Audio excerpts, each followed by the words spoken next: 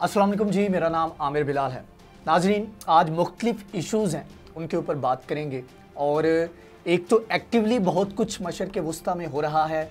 Iraq के अंदर, Syria के अंदर, और आपस में चीज़ें बहुत सारी चल रही हैं। अभी से पहले हमने मुख्तलिफ वीडियोज़ में इस चीज़ के ऊपर जिक्र किया कि तुर्की का ईरान के साथ क्या चल रहा है, ईरान का अमेरिका के साथ क्या चल रहा है। लेकिन आज हम थोड़ा सा जो अरब वर्ल्ड का पर्सपेक्टिव है, जो अरब कंट्रीज़ हैं उनका पर्सपेक्टिव है, या स्पेसिफ़िकली अगर बात करूं तो जो सऊदी अरब का पर्सपेक्टिव है, यूएई का, बहरीन का, ये जो ममालिक हैं उनका पर्सपेक्टिव जो है वो आपके सामने रखूँगा। और नेतन्याहू इलेक्शन में जा रहे हैं 24 मार्च, अगर मैं गलत नहीं हूँ तो 24 मार्च या 23 मार्च को एग्जैक्टली जो है इजराइल के अंदर इलेक्शन होने जा रहे हैं। और इल्ज़ामात ये आयद किए जा रहे हैं कि ईरान ने इलेक्शन कैंपेन के लिए एक बहुत बड़ा तोहफ़ा दिया है नेतन्याहू को। वो तोहफ़ा क्या है उसके ऊपर भी आज की वीडियो में बात करेंगे। सबसे पहले बात कर लेते हैं कि कायरा में एक मीटिंग हुई है,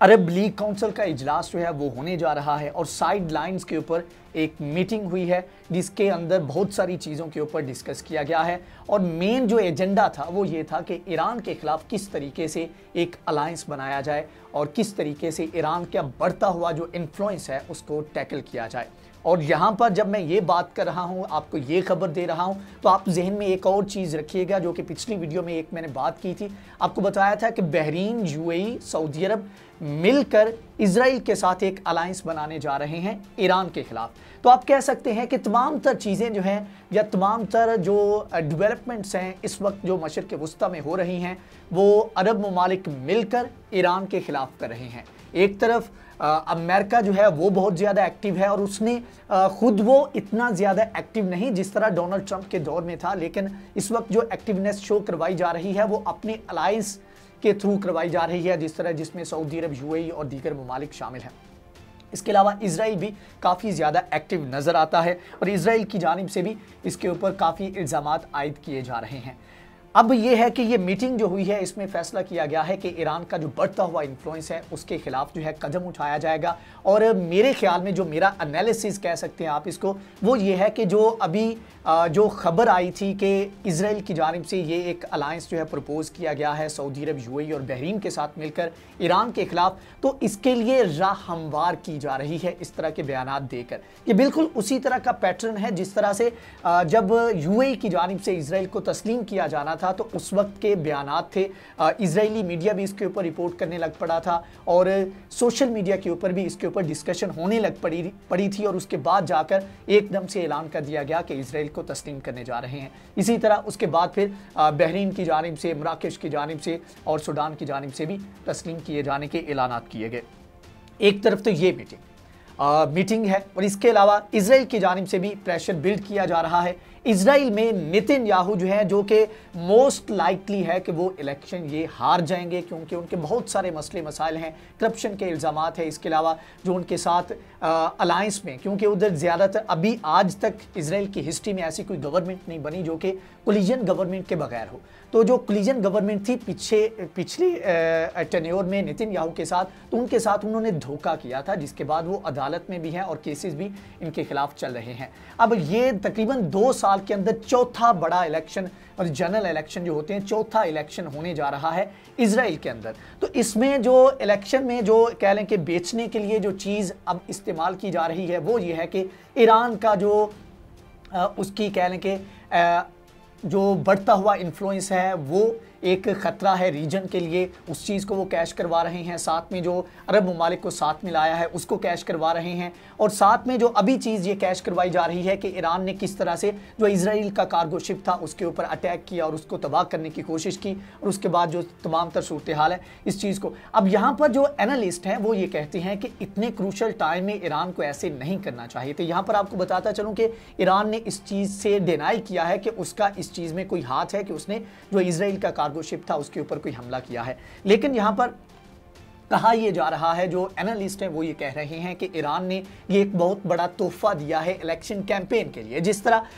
भारत की अगर बात करें तो भारत में इस वक्त जो मौजूदा गवर्नमेंट है बीजेपी, उनके लिए अगर जीतना है किसी इलेक्शन में तो वो पाकिस्तान के साथ कोई पंगा करते हैं और इस चीज़ को वो नेशनलिस्ट अप्रोच जो है उसका इस्तेमाल करते हैं और आगे जाकर इस चीज़ को वो इस्तेमाल करते हैं। तो इसी तरह नेतन्याहू जो है वो अपने इलेक्शन में ईरान की तरफ से सो कॉल्ड दिया गया जो तोहफा है उसको इस्तेमाल करने जा रहा है और लेट्स सी कि कुछ दिनों की बात है कि वो ये इलेक्शन जीत पाते हैं या नहीं। इसके अलावा एक बहुत बड़ी डेवलपमेंट ये है, सॉफ्ट किस्म की डेवलपमेंट है, वो ये है कि पोप फ्रांसिस इस वक्त नजफ़ में एक बहुत बड़ी मीटिंग करने जा रहे हैं और आयतुल्लाह अली अल सिस्तानी से वो मुलाकात करने जा रहे हैं। और इसमें मुझे जो आयरॉनिक चीज़ लगी वो ये है कि इससे पहले उन्होंने मुलाकात इमामुल अज़हर जो है मिस्र के, उनसे भी उनकी जानिब से मुलाकात की गई और उन्होंने एक मेमोरेंडम कह लें या एक तरह को उन्होंने एक साइन करवाया कि जी हमें जो इंसानों का खून बहाया जा रहा है उसके ख़िलाफ़ हमें बयानात देने चाहिए और उसकी जो है मुखालफत करनी चाहिए और जो इंसानियत की जो कत्लेआम किया जा रहा है इस पूरे रीजन में उसकी रोकथाम करनी चाहिए। तो इस तरह का वो साइन करवाने जा रहे हैं। इसकी अलग डिटेल है कि उसके अंदर वो किस तरह मुलाकात करेंगे, वो उधर जाकर वो जूते उतारेंगे, वो गले मिलेंगे, ये एक पूरा जो है इसके ऊपर जो है वो एक कह लें कि गाइडलाइन जो है वो दिखाई गई हैं। लेकिन जो आयरॉनिक चीज़ है वो ये है कि भाई आप यहाँ पर आकर, आप मुस्लिम ममालिक में आकर तो आप ये बात कर रहे हैं कि आप इजराइल गए हैं, आपने वहाँ पर जाकर इस तरह का मेमोरेंडम जो है वो साइन करवाया है, इजराइल जो कुछ कर रहा है उसके ऊपर आपने बात की है। इसके अलावा जो अमेरिका कर रहा है, क्या अमेरिका में जाकर पोप फ्रांसिस ने इसके ऊपर कोई बात की है? तो ये वो चीज़ें हैं कि जहाँ पर मुसलमानों को थोड़ा सा यहाँ पर जो डिफेंसिव पोजीशन है उसको थोड़ा सा काउंटर करना चाहिए और मज़ीद अग्रेसिव होकर बात करनी चाहिए कि भाई आप हमारे मुल्कों में आते हैं, आप यहाँ पर आकर कत्लेआम करते हैं और इल्ज़ाम भी हमारे ऊपर आयद करते हैं कि हम कत्लेआम कर रहे हैं, हम खून बहा रहे हैं और हमारे से आप तस्दीक जो है वो चाह रहे होते हैं और तो यकीन दहानी आप करवाना चाह रहे होते हैं। ये दो तरफा जो है, दोहरा मियार जो है, इसके ऊपर भी एटलीस्ट बीइंग ए मुस्लिम जो है हमें इसके बारे में थोड़ा सा अवेयर होना चाहिए। तो ये डेवलपमेंट्स हैं और आने वाले वक्तों में आप देखेंगे कि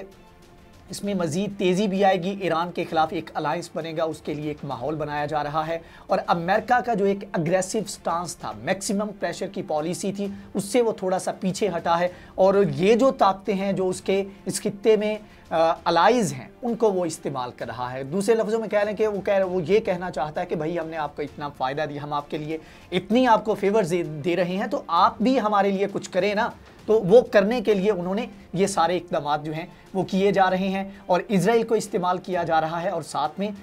यूएई को इस्तेमाल किया जा रहा है, सऊदी अरब को इस्तेमाल किया जा रहा है, बहरीन को और दीगर ममालिक जो हैं उनको इस्तेमाल किया जा रहा है। लेट्स सी कि आने वाले वक्त में इसमें कौन सी पेशरफ्त होती है और कौन सी बड़ी डेवलपमेंट्स जो हैं वो सामने आती हैं। बड़ी डेवलपमेंट तो जो पॉसिबल है वो यही हो सकती है कि एक निगोशिएशन स्टार्ट हो जाएगी और ईरान की और अमेरिका की, और दूसरी तरफ जो मुतवक्के है कि या तो सऊदी अरब इजराइल को तस्लीम कर लेगा या एक बड़ा अलायंस जो है उसका हिस्सा बन जाएगा। लेकिन ये वक्त बताएगा कि इसमें कौन सी डेवलपमेंट्स होती हैं, इसके बारे में हम आपको आगाह करेंगे। अगर आपको ये वीडियो पसंद आई है तो इसको लाइक करें, शेयर करें, हमारे चैनल को सब्सक्राइब करें। नेक्स्ट वीडियो में हाजिर होंगे, तब तक के लिए अल्लाह हाफ़िज़।